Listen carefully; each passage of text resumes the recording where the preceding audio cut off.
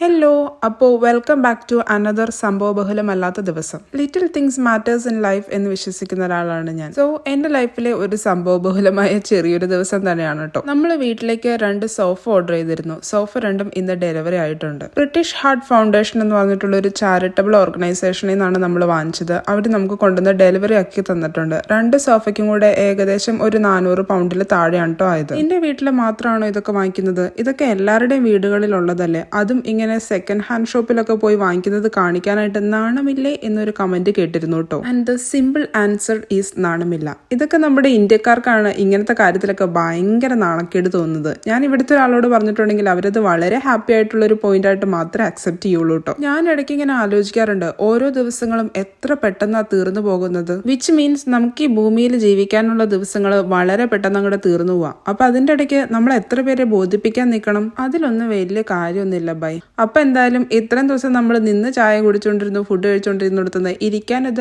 Upgrade കിട്ടിയതിലുള്ള ഒരു സന്തോഷമാണിത്. അപ്പൊ അത്രേ ഉള്ളൂ. ബൈ.